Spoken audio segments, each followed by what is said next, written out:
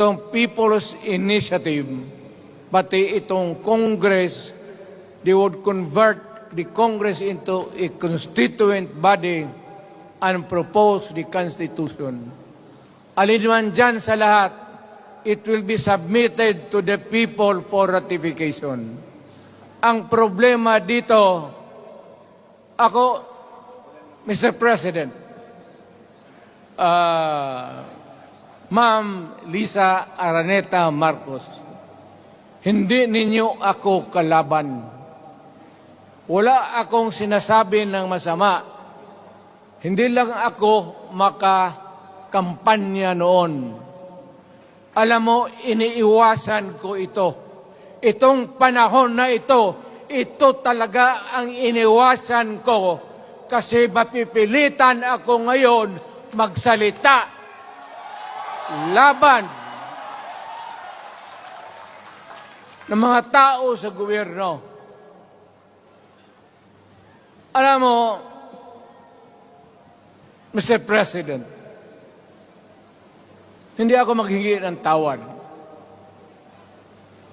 Kagawan mo yan eh. It is your responsibilities sa sarili mo. What you do in this world binds you. Iyo yan. Huwag mong sisihin ang ibang tao kasi sarili mong utak at katawan yan. Nung ako'y mayor, pinakitaan ako ng evidence ng PDEA. Doon sa listahan, nandoon yung pangalan mo.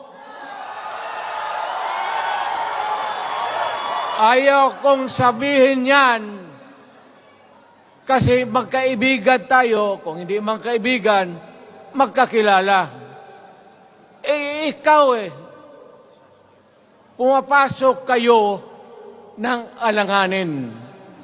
Mr. President, baka susunod ka sa dinaanan ng tatay mo. Diyan ako takot. Ayaw ko mangyari sa iyo yan. Mabor lang ako namang nagmamakaawa kasi it will divide the nation at madugo itong panahon na ito. Alam mo, Mr. President, sabihin ko maya sa tao kung ano ka. Noong unang panahon, hindi tayo puro Bisaya nagkita-kita doon sa Luzon.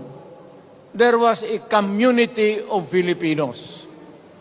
Galing Visayas, galing Ilonggo, galing Waray, galing Mindanao, galing Hulo, galing Lanao, Cebu, Samar, at Taas, Pampanga, Apare.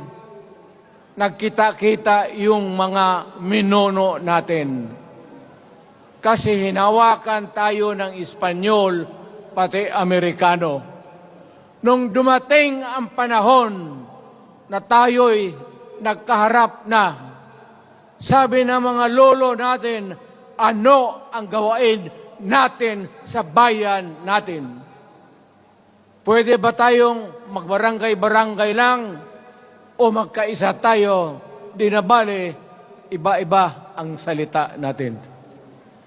It was Mailocano, Masibuano, mga taga Mindanao, they agreed. Huwag kayong magpaloko. Alam mo, Parliament, ang ambisyon niyan, karamihan, galing kay Lisa Marcos pati kay Romualdez. Bongbong bangag yan.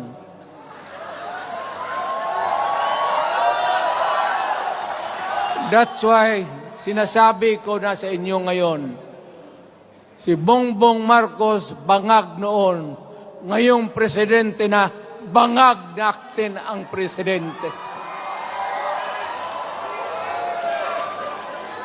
Kayong mga military, alam ninyo yan. Lalo na yung nasa Malacanang.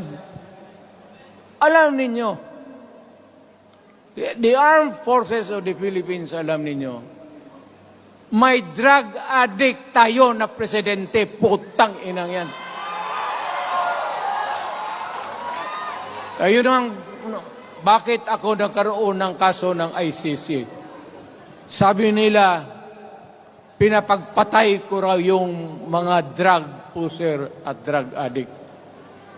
Mabutit na lang, wala na ako sa pwesto, baka kasali ka pa. No, Mr. President, pinilit ninyo kami. Kayo yung sa Bisaya, kinikitoy mo yung Pilipino. You are testing the waters. Not even. You are, pushing to the limits ang pasensya ng Pilipino. Huwag mong gawin yan. Huwag mong gawin yan, huwag mong ituluyan kaya magkagulo. Pag hindi namin napilitan kayo sa mga rallies, sa aming mga boses, ang sentimento namin, ako'y sinasabi ko sa military, nag-hemorrhage ang bayan, gastos dito ng gastos doon. Tapos kung mag-speech, ang pinag-usapan ang putang inang pobreng Pilipino.